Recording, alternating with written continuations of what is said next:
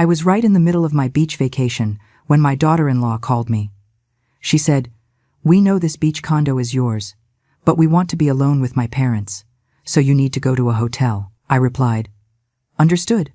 And then I made my final move. What happened an hour later had her parents calling me, begging for their daughter to divorce my son. Because when Harper thought she had humiliated me for the last time, she didn't know I already held everything I needed to destroy the castle of lies she had built. It was a Friday afternoon. I was on the balcony of my oceanfront condo, feeling the salty breeze caress my face, when my phone rang. Harper's name lit up the screen. I had been enjoying my annual vacation for barely 2 days, time off I had earned after working tirelessly all year. At 64, this condo was my greatest pride, the result of 3 decades of sacrificing every dollar, every moment of rest, every little luxury. I answered, expecting a polite greeting, maybe a question about the weather. But what I heard was something completely different. "Barbara, I need to speak with you about the apartment." Her voice sounded firm, almost authoritarian, without a trace of warmth. "My parents just arrived unexpectedly, and they want to spend a few days here at the beach. You know how they are. They need their space, their privacy. So, it would be best if you went to a hotel for a few days. Don't worry, it's only 5 or 6 days. We'll take care of everything here." The sound of the waves faded into the background. For a moment, I thought I had misheard. I looked around the balcony, the flower pots I had planted myself, the wrought iron table I bought at an antique fair, the ivory curtains I had sewn with my own hands. Every object in this place held my sweat, my tears, my history. "Excuse me?" I managed to articulate. "Barbara, don't make this difficult.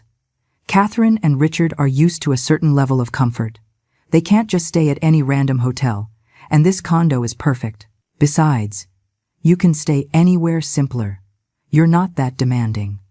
I already spoke with Caleb, and he agrees. It's best for everyone." Every word was a slap in the face.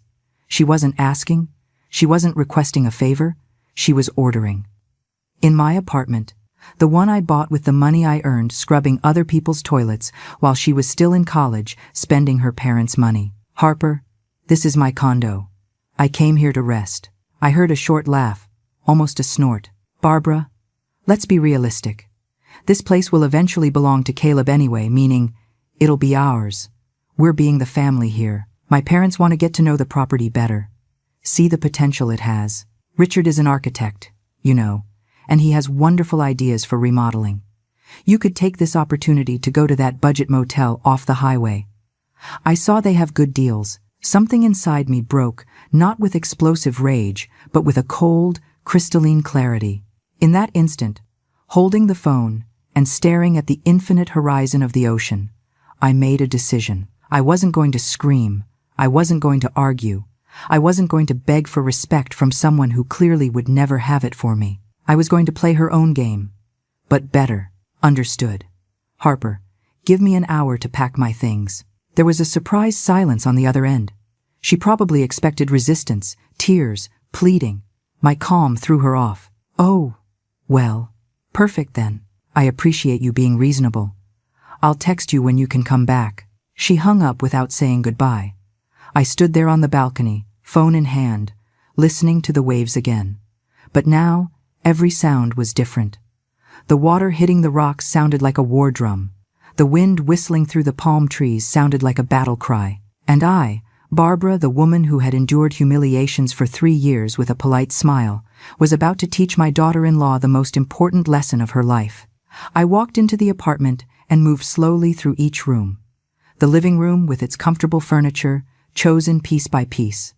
The dining room where I imagined so many happy family dinners. The kitchen where I prepared Caleb's favorite meals every time he visited.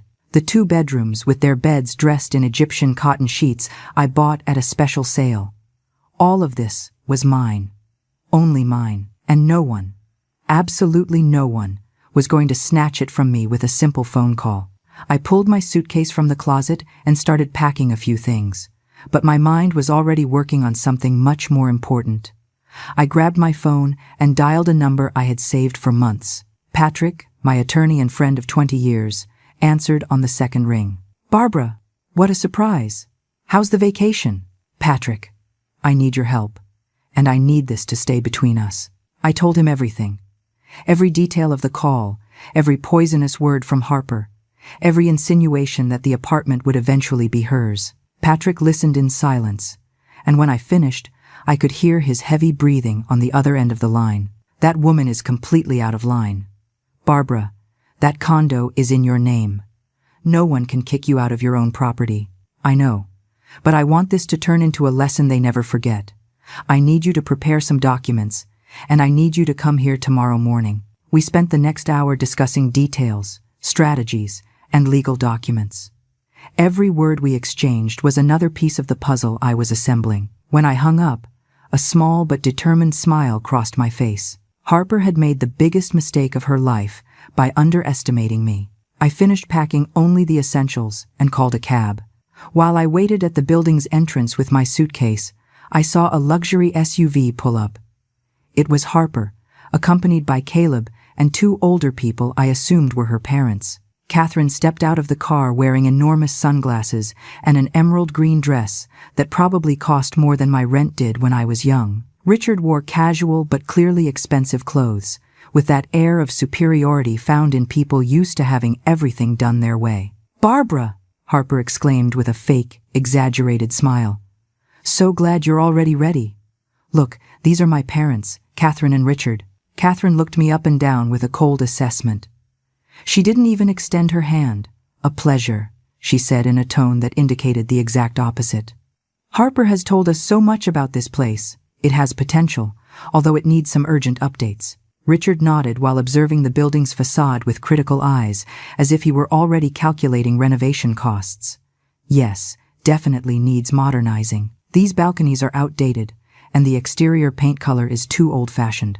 But the location is excellent, I have to admit." Caleb was behind them, hands in his pockets, looking at the ground. "My son, my only son, the boy I raised alone after his father abandoned us. The young man whose college tuition I paid for by working double shifts couldn't even look me in the eye. When he finally looked up, he tried to force an awkward smile. "Mom, it's just a few days. You understand, right? It's important to Harper." Those words hurt more than everything Harper had said on the phone. My own son choosing his father-in-law's comfort over his mother. I swallowed the lump in my throat and nodded calmly. I wasn't going to give them the show of watching me crumble. "Of course, son. Enjoy your stay."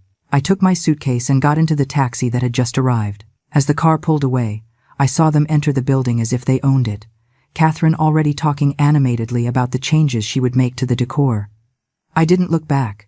I couldn't. If I did, the rage I was containing with all my strength might explode and ruin the entire plan I had begun to weave. The motel where I checked in was 20 minutes away, near the highway, just as Harper had suggested with such disdain. It was a simple but clean place, with small rooms and an air conditioner that rattled all night. I sat on the narrow bed and looked around. The walls were a washed-out beige. There was a water stain on the ceiling, and the view from the window looked out onto a parking lot with cracks in the pavement. This was the place my daughter-in-law considered appropriate for me, while she and her family settled into the condo I had bought with my blood and sacrifice. I pulled out my laptop and started reviewing documents. Patrick had emailed me some forms I needed to check. But before diving into the legalities, I opened social media. I wanted to know exactly what was happening in my apartment. I didn't have to search long. Harper had already posted a photo on the terrace, a glass of wine in hand, and the ocean in the background. The caption read, "Finally, at our beach sanctuary, family reunited in paradise. Soon, we'll make this place truly spectacular. Number, home, number, blessed. Our sanctuary. Ours." The rush of adrenaline I felt was so intense, I had to close the laptop and breathe deeply. Every fiber of my being wanted to call her, scream at her, tell her exactly what I thought. But no. That was what an impulsive person would do. I wasn't impulsive. I was patient, and patience, combined with the right strategy, was much more powerful than any explosion of anger. I barely slept that night.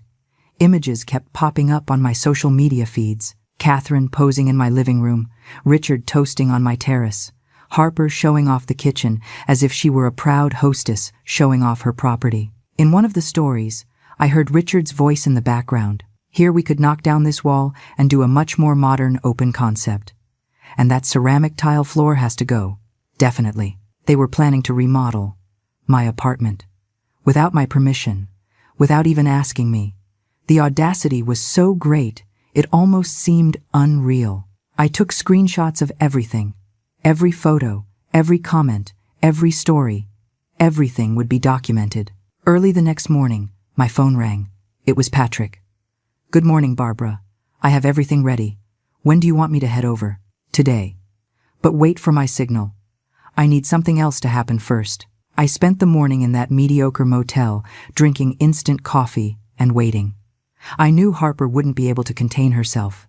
People like her never can. They need constant validation.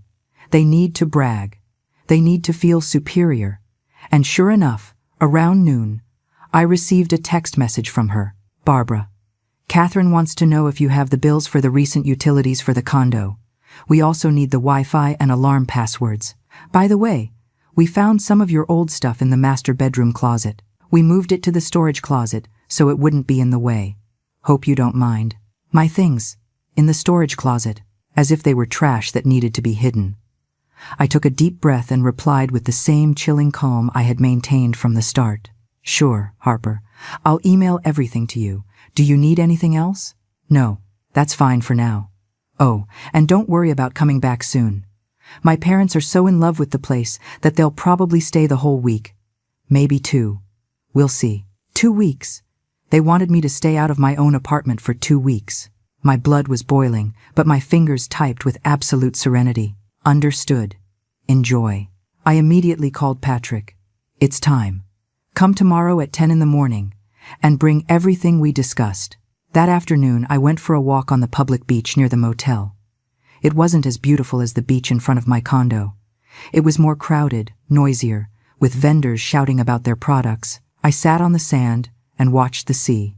I had worked so hard all my life, since I was 16, when I had to leave school to help my sick mother.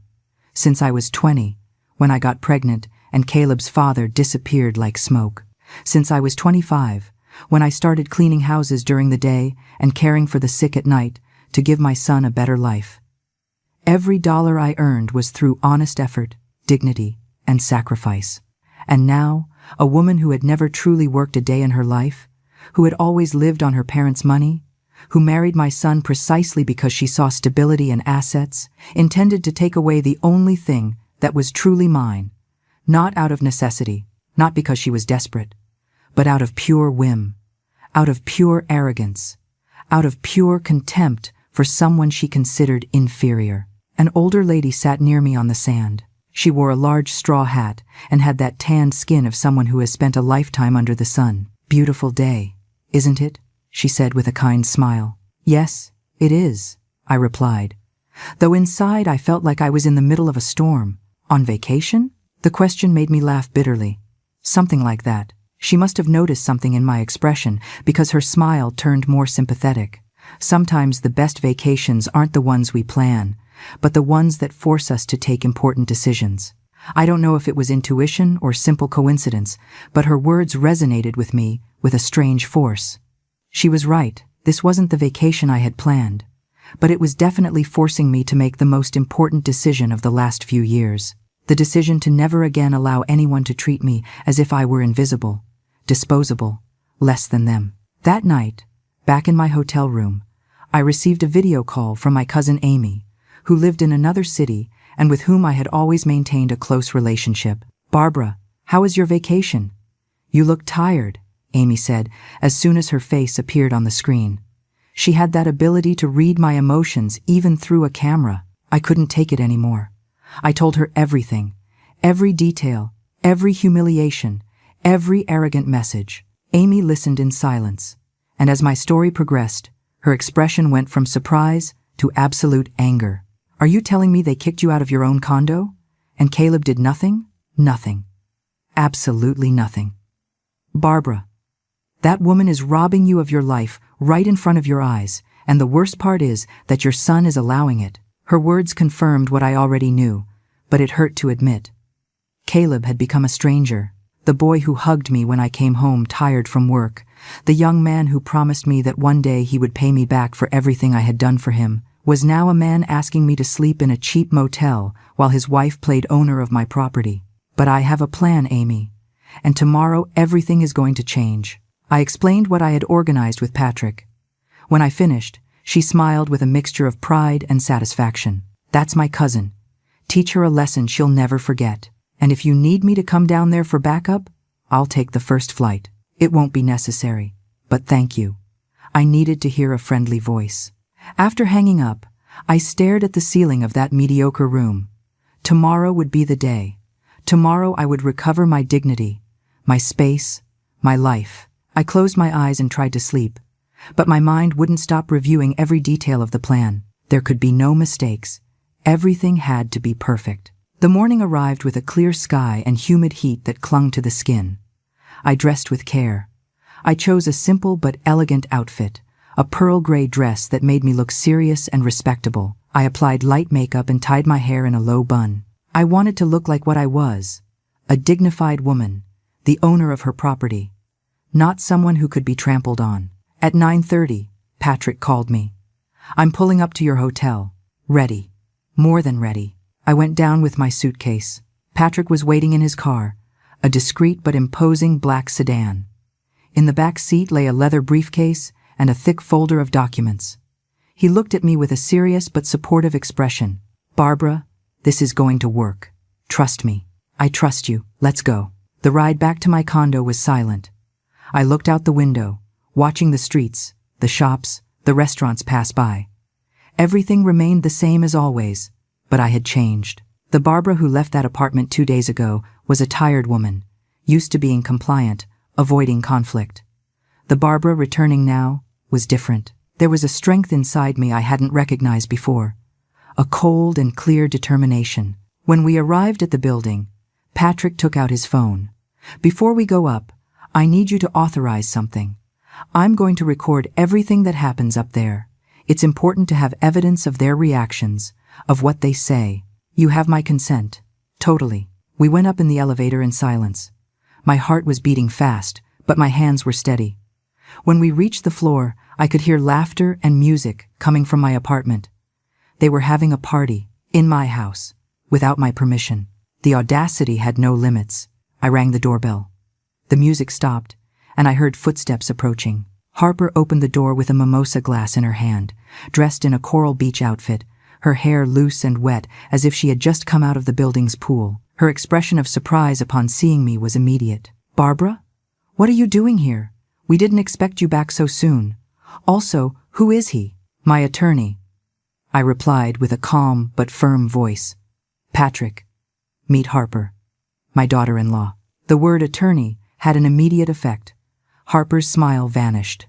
Behind her, Catherine and Richard appeared, clearly interrupted in the middle of their celebration.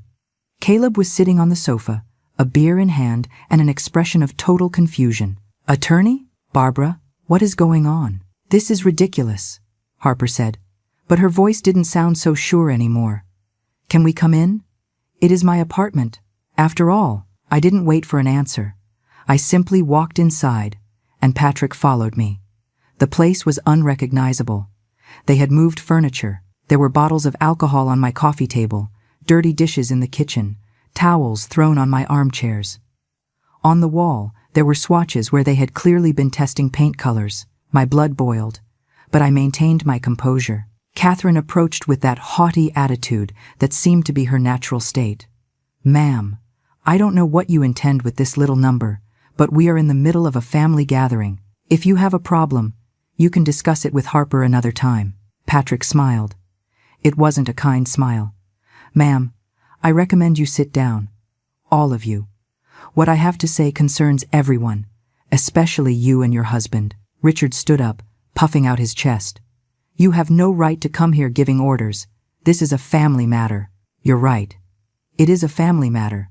That's why I'm here, I said, my voice coming out stronger than I expected. This condo is mine. It is in my name. I bought it with my money. And you are here without my authorization, having altered my property without my consent. Harper laughed, but it was a nervous laugh. Barbara, don't be dramatic. I already told you that this will eventually belong to Caleb. Meaning, ours. We're just getting a little ahead of things. Getting ahead? I repeated slowly. Getting ahead of what exactly? There was an uncomfortable silence. Harper looked at her parents, then at Caleb, seeking support. Caleb remained on the sofa, pale, saying nothing. Patrick opened his briefcase and took out several documents. I have here the deed to this condo. As you can see, the sole owner is Mrs. Barbara. There is no document indicating a future transfer, promised donation, or any other legal agreement giving you rights over this property. Catherine frowned.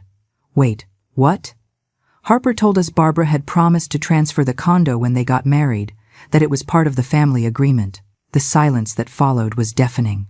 Harper turned pale. I felt a cold satisfaction run down my spine. There it was, the first crack in her castle of lies. I promised that? I asked slowly, looking directly at Harper. Mom, you said. At Christmas dinner. You mentioned that. Harper stammered, trying to construct a justification on the fly. I never said such a thing. Never. And you know it. Richard looked confused now, staring at his daughter. Harper, you told us specifically that this place was practically yours, that Barbara only kept it in her name for tax purposes, but that the agreement was clear. Well, not exactly like that, Dad. It's complicated. It's not complicated, Patrick intervened. It's simple. Your daughter lied. And not only that, I also have screenshots here of social media posts where you refer to this apartment as our sanctuary, make remodeling plans without the owner's authorization, and basically behave like owners of a property that does not belong to you. He showed his tablet with all the evidence I had compiled. The photos, the comments, the stories. Everything was there, in black and white. Catherine took the tablet from Patrick's hands and started scrolling through the images. Her expression changed from confusion to disbelief, and then to something that looked like shame mixed with fury. Richard looked over her shoulder, and with every image they passed, his jaw tightened more. Harper, what the hell is this? Richard's voice sounded deep and dangerous. You said this place was practically yours. Dad, I was trying to make you feel comfortable. Barbara had always insinuated that. I never insinuated anything. My voice came out louder than I intended. Years of contained humiliations, finally finding an exit. For 3 years, I have been nothing but kind to you, Harper. I welcomed you into my family with open arms. I accepted every snide comment about my clothes, my job, my life. I endured you treating me like I was your maid every time you came to visit. But this crossed every line. Caleb finally stood up. Mom, wait. Harper, what are they talking about? You told your parents the condo was ours? Caleb, you know you'll eventually inherit everything from your mother. I was just practicing. Practicing? I repeated with a bitter laugh. Kicking me out of my own house is practicing? Telling me to go to a cheap motel while you party on my property is practicing? Patrick pulled another document from his briefcase. There's more. During these 2 days, I conducted a little investigation. Harper, you told your family that Barbara had financial problems, and that was why you decided to help her by taking over the condo. Harper's eyes widened like saucers. She had forgotten that Patrick had contacts everywhere, that he was meticulous and exhaustive in his work. I found messages in a family group chat where you mentioned that poor Barbara can no longer maintain the apartment and that it would be better if more capable people handled it. You also suggested she had mental health issues and was making irrational decisions. That is a lie, I shouted, feeling angry tears burn my eyes. Mental health issues? That's what you told them? Catherine dropped the tablet onto the sofa and turned to her daughter with an expression I had never seen on her. It was pure contempt. Harper Marie, did you do that? You invented that this woman was sick? Mom, I just wanted you to understand that we needed to take control of the situation before. Before what? Richard interrupted. Before the legitimate owner could enjoy her own property? My God. Harper, what have you become? Caleb was in shock, looking at his wife as if she were a stranger. Harper, tell me this isn't true. Tell me you didn't lie to your family about my mother. Caleb, you don't understand. Your mother is old. She doesn't need a beach condo. We are young. We can make much better use of this. Besides, what is wrong with planning for the future? Old? I repeated, and that word hurt more than anything else she had said. I am 64. Harper, I am not dead. I am not a hindrance that needs to be removed. I am a woman who worked her entire life to have something of her own, something no one could take from me. And it turns out I was wrong, because you were planning exactly that, Patrick continued. Relentless. I also have documentation that you attempted to contact a notary 3 days ago, inquiring about procedures for property transfer. The notary, fortunately, is a friend of mine, and informed me immediately. You told him you were the new owners and needed to update the paperwork. That was too much even for Caleb. His face went from shock to fury in seconds.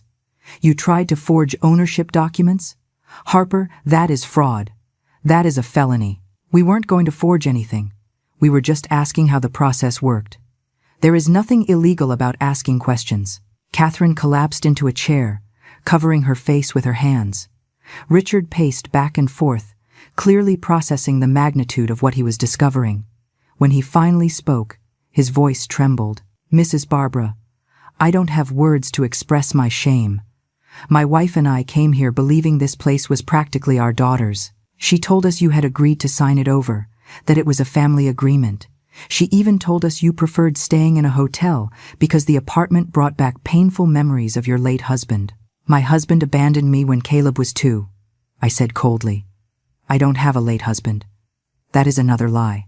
Catherine lifted her head, tears streaming through her perfectly applied makeup. My God, Harper, what did you do? How could you do this? Because I wanted something better for us. Mom, is it so hard to understand? Caleb earns well, but not enough to own a property like this.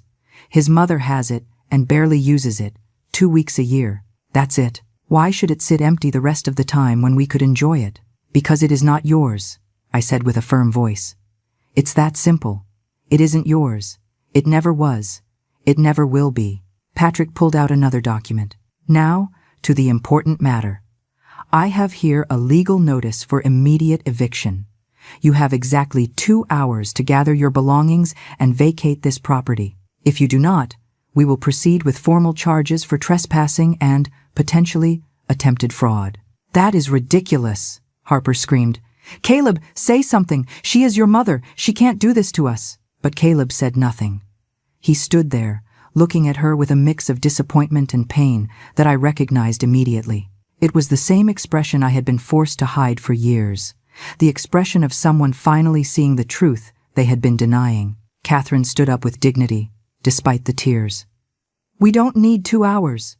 Richard, gather our things. We are leaving right now. She turned to me with an expression of sincere contrition. Mrs. Barbara, I apologize with all my heart. If I had known the truth, I never would have accepted my daughter's invitation. This is unforgivable. Mom, what are you doing? We can't just leave. Harper was on the verge of panic. Yes, we can. And we will.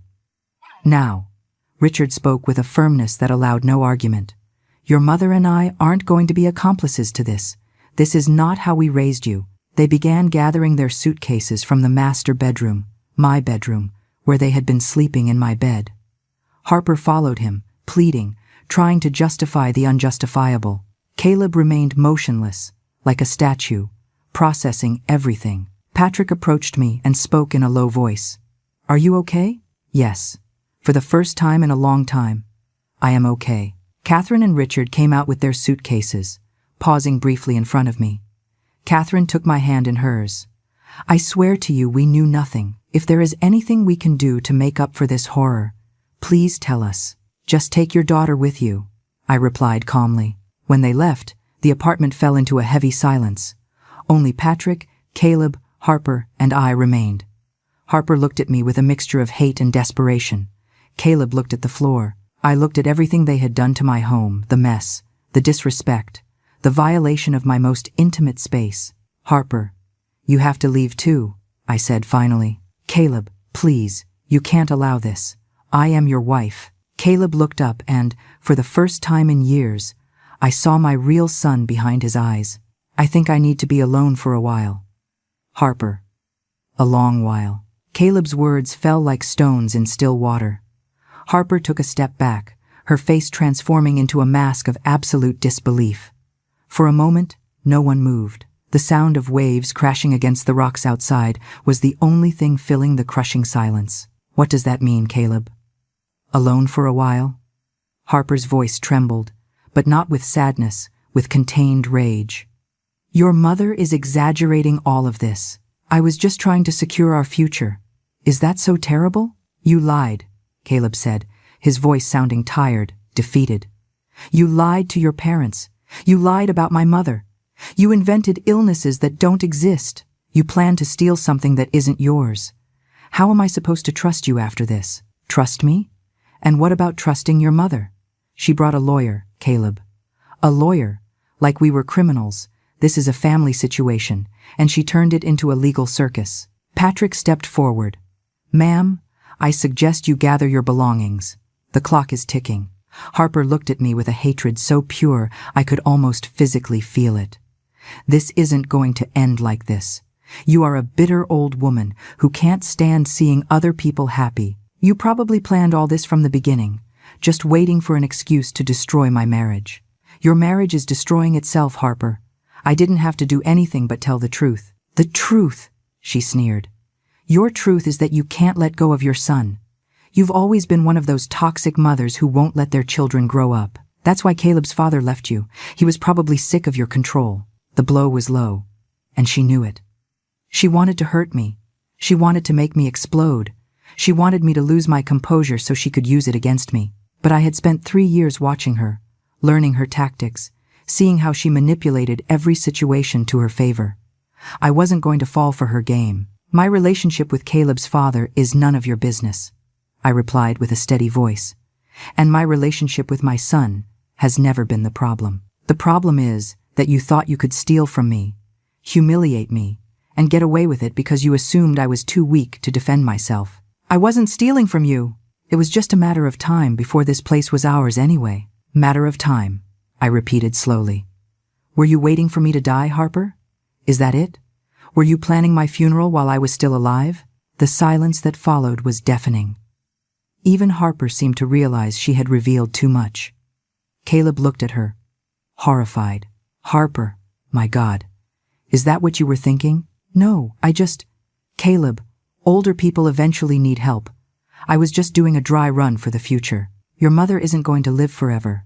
But I am alive now, I said, and my voice came out stronger than it had sounded in years. I am alive. I am 64. I am perfectly healthy, and I plan to enjoy my condo for many more years. And if one day I decide to leave it to someone, you can be absolutely sure it won't be to you. Harper's eyes filled with tears, but they weren't tears of regret. They were tears of frustration, of rage at seeing her plan completely collapse. She turned to Caleb with desperation. Caleb, if you love me, if our marriage means anything to you, tell your mother to stop this. We can fix it. I can apologize. We can start over. Caleb closed his eyes and took a deep breath. When he opened them, there was something different in them, a clarity I hadn't seen in a long time. Harper, for the last 3 years, I've watched how you treated my mother.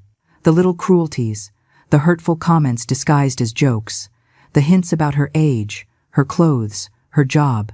I told myself I was exaggerating, that it was just personality differences. But it wasn't that, was it?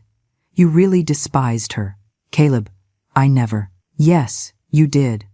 And the worst part is that I let you. I stayed quiet because I didn't want conflict, because I wanted to believe everything was fine, because it was easier to ignore the problem than face it. But this thing you did, I can't ignore it. I can't pretend it didn't happen. Harper changed tactics instantly, her expression transforming into calculated vulnerability. Caleb, honey, I'm pregnant. The world stopped. Patrick looked at me sideways.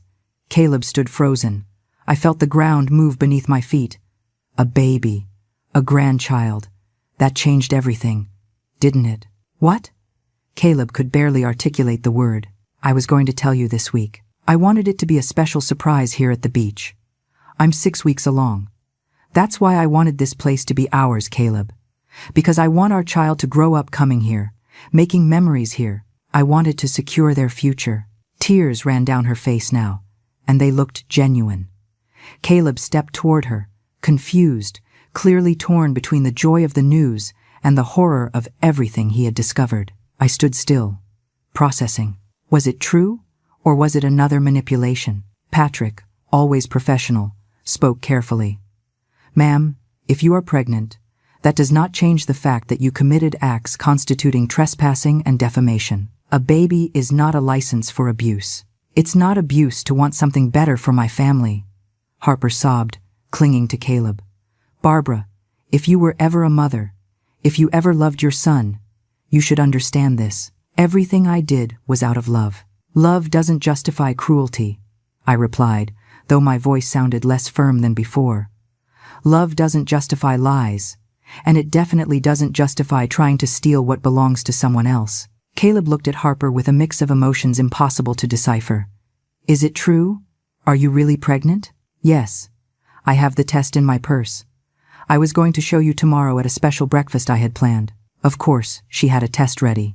Harper was always prepared, always had a plan B, always knew exactly what to say and when to say it to get what she wanted. But something inside me told me this time was different. This time, even if she was pregnant, that couldn't be an excuse to erase everything she had done. I walked over to my son and looked him straight in the eye. Caleb, if Harper is pregnant, I will be happy for you. A grandchild is a blessing. But that doesn't mean what she did is right. It doesn't mean you should forget how she treated your mother. And it definitely doesn't mean I should hand over my apartment to her because she's now using a baby as a bargaining chip. Mom, listen to me, son. All your life, I have sacrificed for you. I worked 3 jobs so you could go to college. I sold my car to pay for your last semester. I stayed in a small, old apartment so you could have a good start in life. I never asked you for anything in return because that is what mothers do. But now, the only thing I have, the only thing that is truly mine, someone is trying to take it from me, and that person is your wife. Caleb had tears in his eyes now. I know, Mom. I know, and I am so sorry. I don't want your apologies. I want you to make a decision. I'm not asking you to choose between her and me.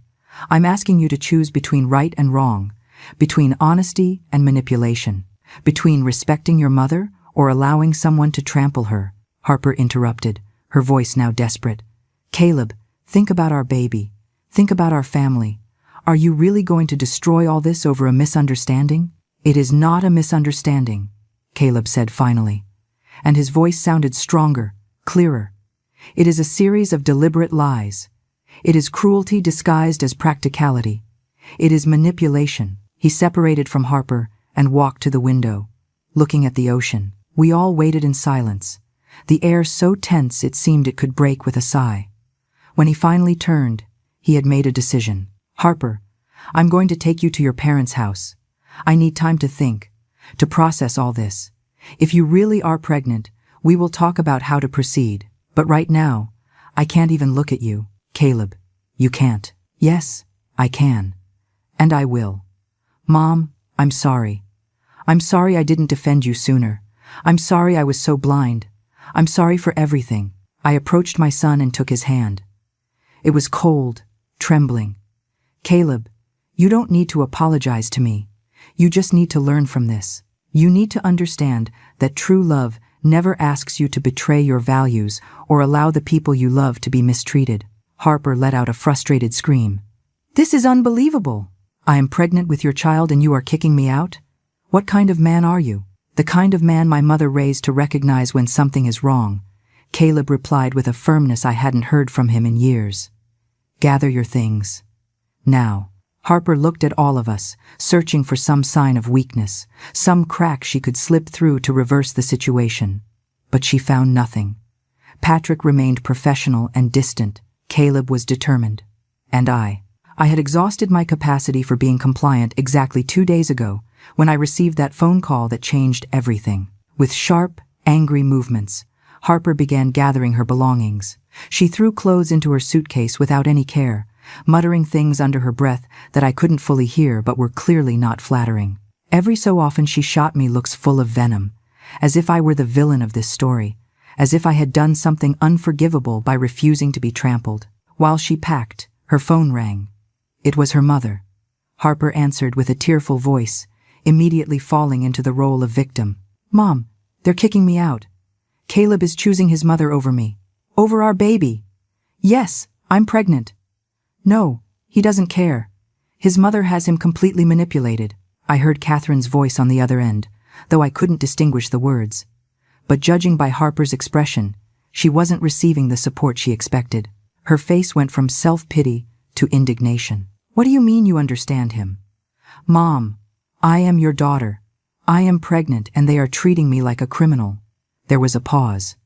No, I didn't invent the pregnancy. It's real, but that doesn't mean everything else.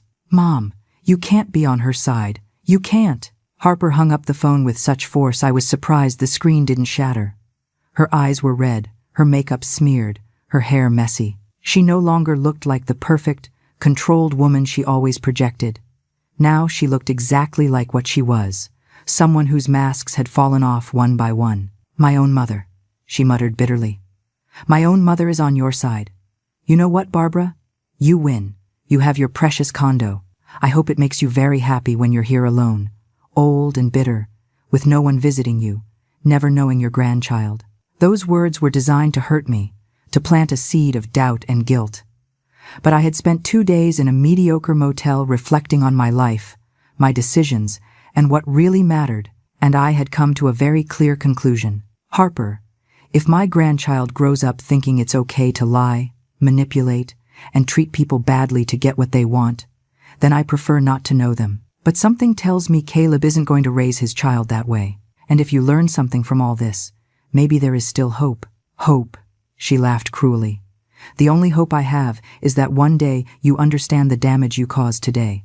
You destroyed a family over a stupid apartment. No, Caleb intervened. You destroyed our trust with your lies. There is a difference. Harper finished packing and dragged her suitcase to the door. Before leaving, she turned one last time. This doesn't end here. I'm going to fight for what is mine. My child deserves an inheritance. Your child deserves a mother who is honest and decent, I replied. Everything else is secondary. The door slammed shut behind her with a bang that made the frame shake. The silence that followed was different from before. This was a silence of relief, of liberation, like when a storm ends and the air smells fresh and clean. Caleb collapsed onto the sofa, covering his face with his hands. My God, Mom, what did I just do? What if she really is pregnant? What if I just ruined my child's life? I sat next to him and put my arm around his shoulders, just like when he was a boy and had nightmares. You didn't ruin anything, son. You taught your wife that there are consequences for actions, and if there is a baby, that child will benefit from having a father who knows the difference between right and wrong. Patrick, who had remained discreetly in the background during the entire exchange, finally spoke. Caleb, if you'll allow me some professional advice, I suggest you request verifiable medical proof of the pregnancy. I'm not saying your wife is lying, but given the pattern of behavior we've seen, it is prudent to confirm facts before making major decisions. Caleb nodded slowly. You're right. God, at what moment did my life turn into this? The moment you chose to ignore the red flags because it was more comfortable, I replied gently. We all make that mistake, son. The important thing is that you finally opened your eyes. Patrick began packing his documents into his briefcase. Barbara, I'll leave you a copy of everything. If Harper attempts any legal action, we have enough evidence to defend you. I also recommend you change the locks immediately and install security cameras. Cameras? Do you think that's necessary? After what we've seen today, I think it's essential. Harper doesn't seem like someone who accepts defeat easily. He was right. I had seen that look in her eyes before she left. It wasn't acceptance, it was planning. She was calculating her next move even as she dragged her suitcase out.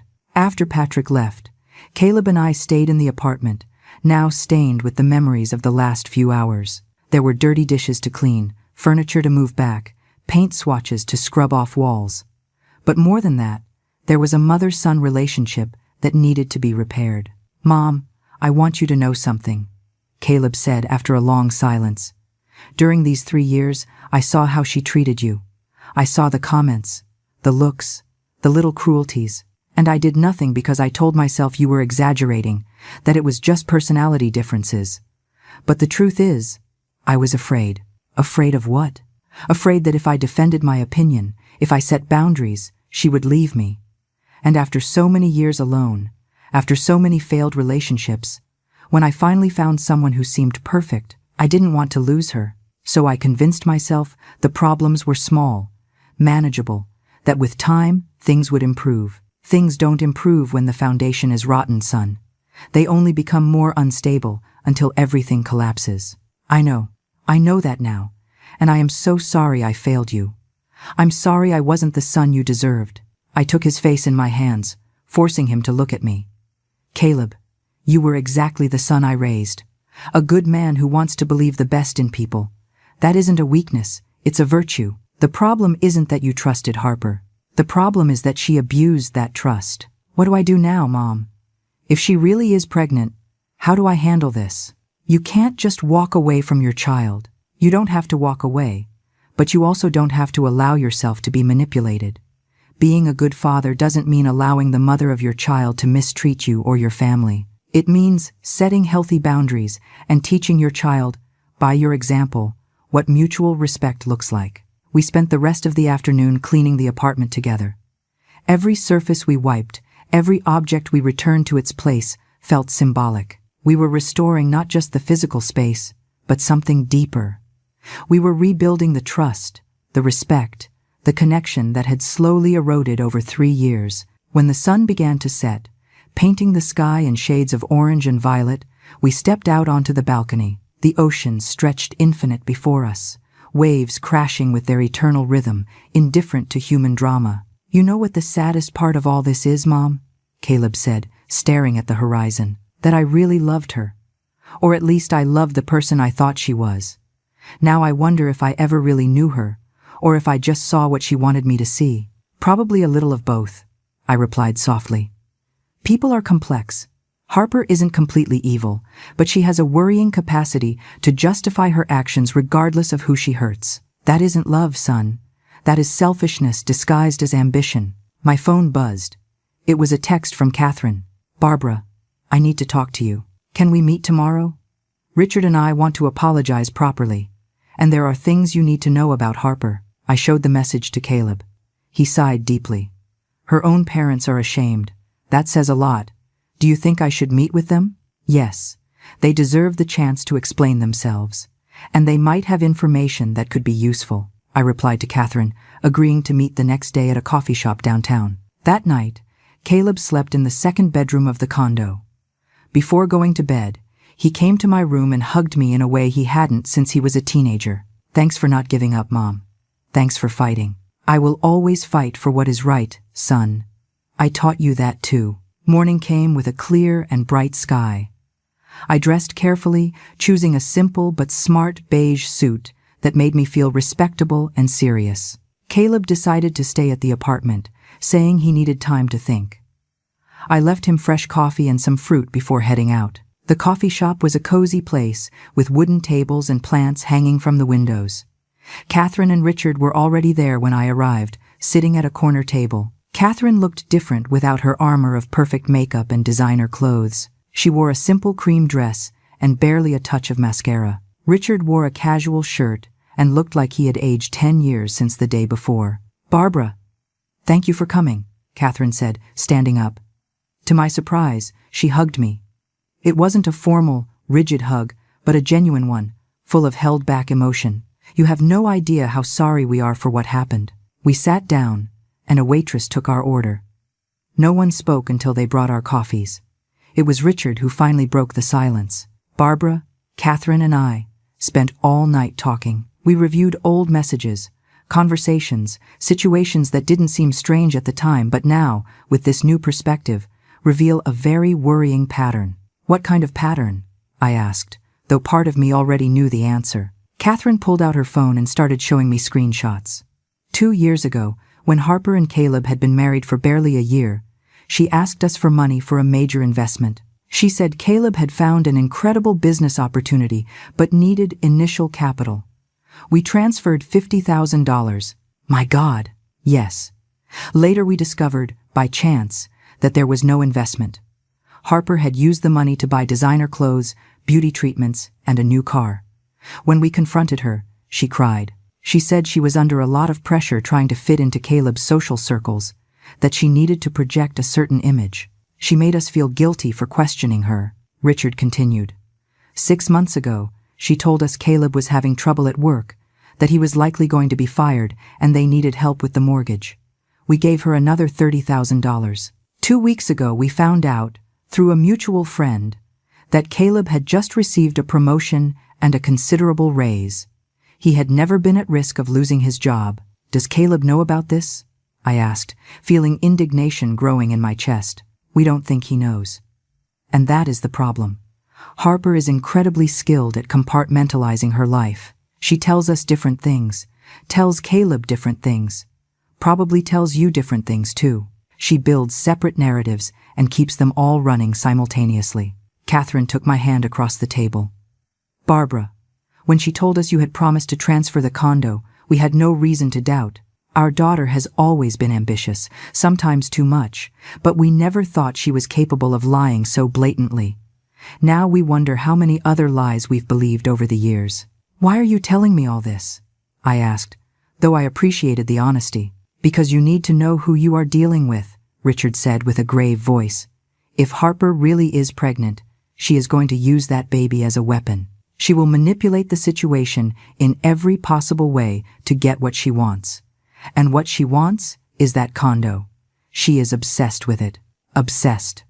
Catherine nodded. Since the first time she saw it, she hasn't stopped talking about it. She showed us photos constantly. She talked about how she would remodel it, the parties she would organize there. She even went as far as telling us she was considering turning it into a vacation rental to generate passive income. All this while telling you she appreciated it as a family place. The pieces were beginning to fit in ways that churned my stomach. So it was never about spending time as a family. It was about possession. Exactly. And when she saw she wasn't going to get it the way she planned, she decided to force the situation, inviting us without telling you, kicking you out to a hotel. It was all calculated. She wanted to establish possession, make you get used to the idea that the condo was hers. But she failed, I said with a small, bitter smile, because she underestimated my will to defend myself. And thank God you did, Catherine said with emotion. Barbara, if you hadn't taken action, if you had allowed this to continue, she eventually would have found a way to take it from you legally. I am sure of it. Richard leaned forward. There is something else you should know. Harper has a history of similar behavior. In college, she convinced a roommate to lend her money for a family emergency. She never paid it back. Later, there was an incident with a close friend's boyfriend. Harper always denied any responsibility, but the friendship ended explosively. Why didn't you ever intervene? I asked, trying not to sound accusatory, but needing to understand. Catherine had tears in her eyes. Because she is our daughter. Because we wanted to believe they were misunderstandings, that people judged her wrong, that with maturity she would change. Because it is easier to make excuses than to face the truth that your daughter has a serious character flaw. But we can't keep doing it, Richard added firmly. Especially if there is going to be a grandchild involved. That child deserves to grow up in an environment of honesty, not constant manipulation. Do you think she is really pregnant? I asked. Catherine and Richard exchanged a long, meaningful look. Finally, she spoke. We don't know. Harper called last night saying she was pregnant, but when we asked her to show us medical documentation, she got defensive. She said she didn't have to prove anything to us, that we were her parents and should believe her. That is what worries us, Richard continued. If she really were pregnant and excited about it, wouldn't she want to share the ultrasound? The lab results? The fact that she resists showing evidence makes us suspicious. My God, I whispered. Do you think she would invent a pregnancy? After everything we've discovered, we don't rule anything out, Catherine said sadly. That's why we wanted to warn you. If Caleb asks for proof, and it turns out she lied about this too, the situation is going to explode in ways we can't predict. We spent the next hour talking about Harper, about the patterns they had seen, about the red flags they had ignored. With every revelation, I felt more validated in my decision to defend my boundaries, but also sadder for Caleb. My son had built his life with a woman who apparently had been deceiving him from the start. When we finally said goodbye, Catherine hugged me again. Barbara, we want you to know that whatever happens, we are not going to support Harper's behavior. If there is a baby, we want to be part of their life, but not at the cost of allowing our daughter to continue hurting good people. I appreciate your honesty, I replied sincerely. And I'm sorry you are going through this. Not more than we are, Richard said. Raising a child is the hardest thing in the world. Sometimes, even when you do everything right, things go wrong. But the important thing is to recognize it and not be complicit. I returned to the condo with my head spinning. Caleb was on the terrace, talking on the phone. When he saw me, he quickly ended the call and came toward me. It was Harper. She wants to meet tomorrow. She says she has something important to show me. His voice trembled slightly. Mom, I'm afraid of what I'm going to find out. I told him everything Catherine and Richard had revealed to me. With every word, I saw my son's expression pass from shock to pain and finally to a somber resignation. Then it's possible she isn't even pregnant, he said finally, his voice barely a whisper. All this time, everything I thought we had was a lie. We don't know yet, son. That's why tomorrow you need to ask her for verifiable medical proof. Not a home pregnancy test, but documentation from a doctor, blood work with dates, something she can't easily fake. And if she refuses, then you will have your answer. That night was one of the longest of my life. I heard Caleb tossing and turning in his room, unable to sleep, processing 3 years of potential lies. I couldn't sleep either. Every time I closed my eyes, I saw Harper's face. That perfect mask she had worn for so long and that had finally cracked to reveal something much darker underneath. At 3 in the morning, I heard footsteps in the living room. I came out of my room and found Caleb sitting on the sofa, laptop open, reviewing what looked like bank statements. Son? What are you doing? He looked up, and his eyes were red, but not from sleep. He had been crying. Reviewing our finances. Mom, there are withdrawals I don't recognize, large transfers to accounts I don't know. For months, maybe years, Harper has been moving money without telling me. I sat next to him and looked at the screen.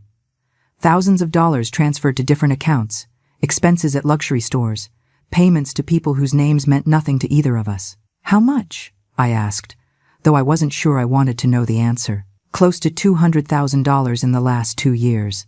Money I thought we were saving to buy a house, for our future, just disappeared. The magnitude of the betrayal was overwhelming. It wasn't just the condo. It wasn't just the lies to her parents. It was a systematic pattern of financial deception that had been happening right under my son's nose for years. Caleb, you need to speak with a lawyer. Not just about the condo, but for your financial protection. If she is willing to lie about this, what else has she been hiding? I already called Patrick. He's coming early tomorrow, before my meeting with Harper. He says I need to document everything, that we're likely going to need a full audit of our finances. We sat in silence, the sound of the waves being the only thing filling the space between us. After a long while, Caleb spoke with a broken voice. How could I be so stupid, Mom? How did I not see any of this? Why did you trust? Why did you love? Those aren't weaknesses, son.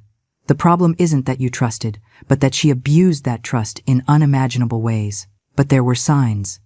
They had to be there, and I ignored them all. Harper is very skilled at what she does.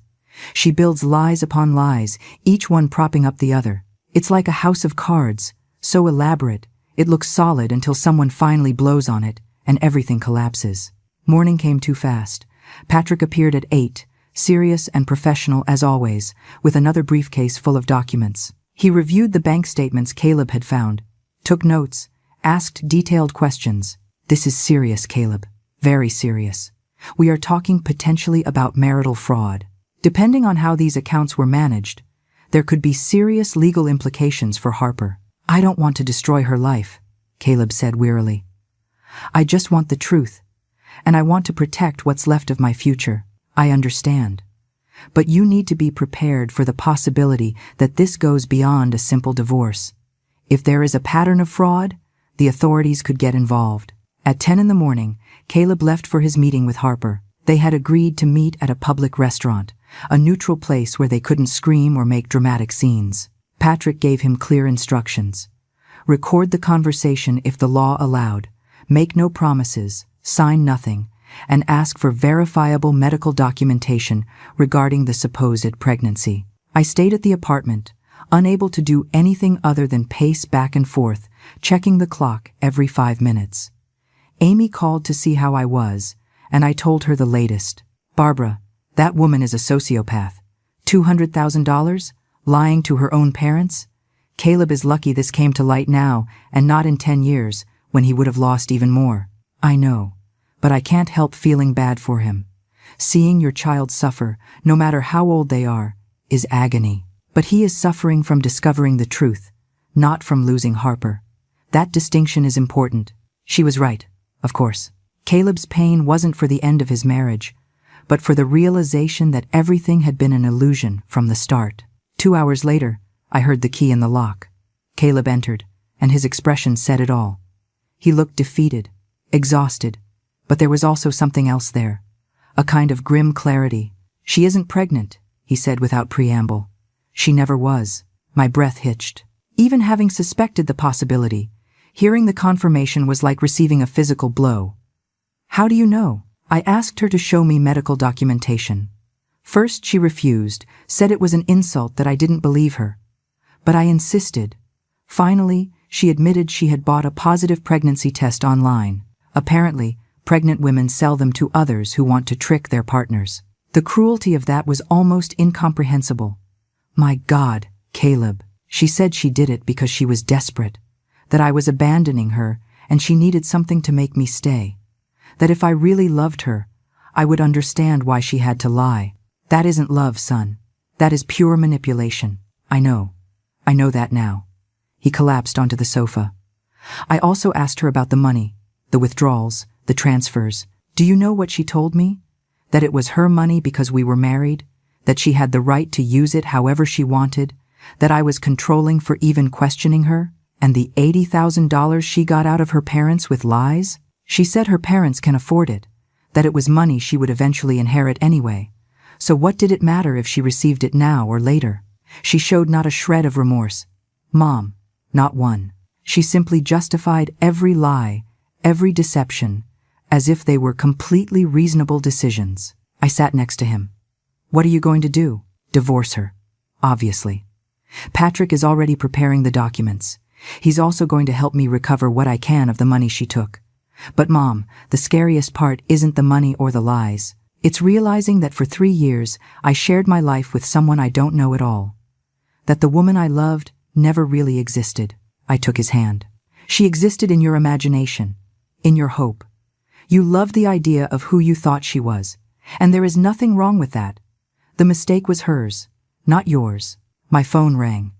It was a text from Catherine. Barbara, Harper just arrived at our house in a rage. She says Caleb abandoned her, that you destroyed her marriage. We are trying to calm her down, but she is out of control. Be careful. I showed the message to Caleb. He sighed deeply. I should have guessed she would run to her parents to play the victim. Do you think we should be worried? I don't know. I don't know what she's capable of anymore. As if the universe had been waiting for that question, my phone rang again. This time it was a call. Unknown number. I answered cautiously. Barbara? It was a woman's voice I didn't recognize immediately. Yes, who is this? This is Chloe, Harper's sister. I need to warn you about something. Caleb and I looked at each other. He put it on speaker. I'm listening, Chloe. My sister is planning something. She just called me asking me to testify that you promised her the condo, that there is a verbal agreement that can hold up legally. She asked me to lie under oath if necessary. And what did you say? I told her she was crazy, that I wasn't going to perjure myself for her. And then she confessed something else, something you need to know. Harper hired a locksmith 2 weeks ago. She has keys to your apartment, Barbara, copies she made without your permission. The chill I felt in that moment was visceral. What? She was planning to enter when you weren't there. She was going to move into the apartment and establish residency. Her lawyer told her that if she could prove she had lived there for a certain time, she would have rights as an occupant. She planned all this weeks ago, long before you discovered her lies. Caleb looked sick. Chloe, why are you telling us this? Because I love my sister, but I can't be an accomplice to this. What she is doing is wrong. And frankly, I am tired of cleaning up her messes. Harper needs to face the consequences of her actions, even if that means losing her for a while. Thank you for telling us, I said, my mind already working on solutions. Do you know if she plans to do anything soon? Today, she said she was going to wait for Caleb to return to the apartment with his mother, and then she would go with some friends to move in. She was going to make it look like she had every right to be there. I hung up and looked at Caleb. We need to act fast. I'm already dialing Patrick, he said, phone already to his ear. Patrick arrived in record time, accompanied by a locksmith and, to my surprise, 2 police officers. I called some contacts, he explained as we quickly went up to the apartment.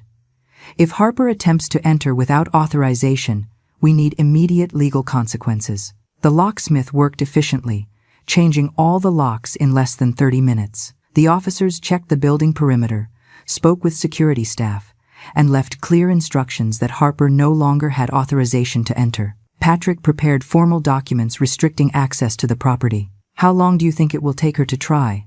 Asked one of the officers. As an answer, my phone buzzed. It was the building's security guard.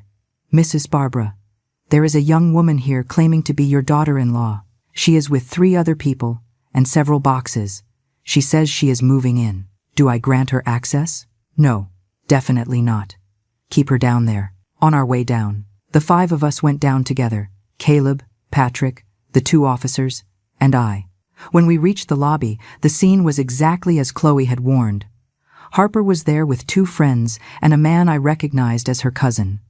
They had boxes, suitcases, even some potted plants.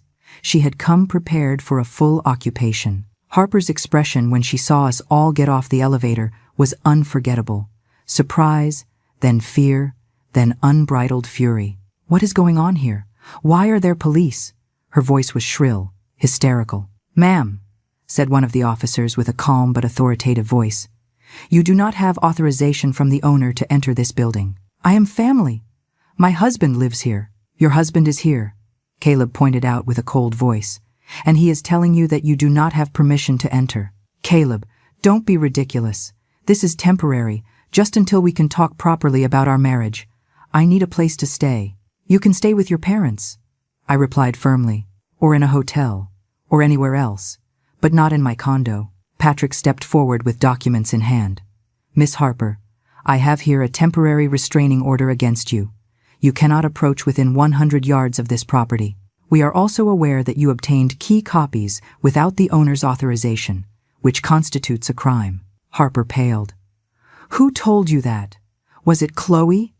My own sister betrayed me. Your sister saved you from committing a major felony, Caleb said. If you had entered that apartment without permission, right now you would be getting arrested. One of Harper's friends touched her arm. Harper, maybe we should go. No, this isn't fair. Barbara is taking everything from me. My marriage, my home, my future. I didn't take anything from you, I replied, and my voice came out calmer than I felt. You never had any of this. You destroyed the marriage with your lies. The home was never yours. And your future? You ruined that all by yourself with your decisions. You are a bitter old woman who can't stand seeing her son happy. The officers intervened before she could continue. Ma'am, you need to leave now. If you do not do so voluntarily, we will have to escort you. Harper looked at us all with pure hate. Her friends were already picking up the boxes, clearly uncomfortable with the entire situation. The cousin was looking at his phone, pretending not to be involved. This doesn't end here, Harper spat. I'm going to hire the best lawyer. I'm going to fight for what belongs to me. Fight for what? Caleb interrupted, and there was steel in his voice. Are you going to invent more lies? Are you going to scam more people? Are you going to fake another pregnancy? Harper, it's over. It's all over. And the only thing I regret is not seeing who you really were 3 years ago. Something in Caleb's tone, in the absolute finality of his words, finally penetrated Harper's armor. I saw her break not with genuine sadness, but with the realization that she had completely lost. Her tears, when they finally came, seemed more from frustration than pain. I hate you all, she whispered before turning around and walking out of the building, followed by her confused friends carrying the boxes that would never reach their destination. The officers stayed a few minutes longer, ensuring Harper had truly left, taking statements, documenting everything. When they finally left, the three of us went back up to the apartment in silence. Once inside, Caleb broke down, not with dramatic tears, but with a deep weariness that seemed to go down to his bones. "It's over. It's really over." "Yes, son. It's over." The following days were a whirlwind of legal activity. Caleb initiated divorce proceedings. Patrick worked tirelessly to track the money Harper had taken. It turned out a significant portion still existed in accounts she had opened in her name, money that could be legally frozen while the divorce was resolved. Catherine and Richard called to apologize once more. They had a brutal conversation with Harper, confronting her about all her lies. She had finally admitted everything, but without showing real remorse, only anger at having been caught. They decided to send her to therapy, but made it clear they weren't going to fund her manipulations anymore. Chloe also called to apologize for her sister. "I always knew Harper had issues, but I never imagined she would go this far. Thanks for not hating her completely." "I don't hate her," I replied honestly. "I feel pity for her. It must be exhausting to live constantly building castles of lies." 3 weeks later, Caleb and I were sitting on the apartment balcony, watching the sunset. The wounds were beginning to heal, slowly but surely. My son had recovered some of his old spark, although now there was a wisdom in his eyes that wasn't there before. "Mom, thanks for not giving up," he said suddenly. "Thanks for fighting when I couldn't. I will always fight for you, son, and I will also fight for myself." That was the most important lesson of all this. What lesson? That being kind doesn't mean being weak. That being compliant isn't the same as being loving. And that, sometimes, the greatest show of self-love is simply saying no. Caleb smiled. A real smile this time. "You know what's ironic? Harper wanted this condo so much, she was willing to destroy everything to get it. And in the end, not only did she not get it, but she lost absolutely everything else." "Greed blinds people," I replied. "It makes them believe they deserve things they never worked to earn. And when they don't get them, they become victims in their own minds." The sun sank into the horizon, painting the sky in shades of gold and crimson. The waves continued their eternal rhythm, indifferent to human dramas. And I, Barbara, a 64-year-old woman who had worked her entire life for a piece of peace, had finally found it.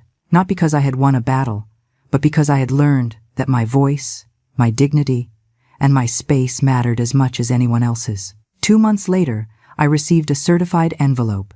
It was from Harper. Inside was a handwritten letter. "Barbara, I am not going to apologize because I don't believe I did anything wrong, but I want you to know that underestimating you was my biggest mistake. I thought you were weak because you were kind. I thought you were foolish because you were generous. I was wrong. Hope you're happy with your condo. I will find my own way." It wasn't an apology, but it was something. An acknowledgement that the world didn't work the way she thought, that she couldn't simply take what she wanted without consequences. I showed the letter to Caleb. He read it and set it aside with indifference. "She still doesn't understand. Maybe one day she will. Or maybe not. But it isn't our problem anymore." And he was right. It wasn't our problem anymore. We had closed that chapter of our lives.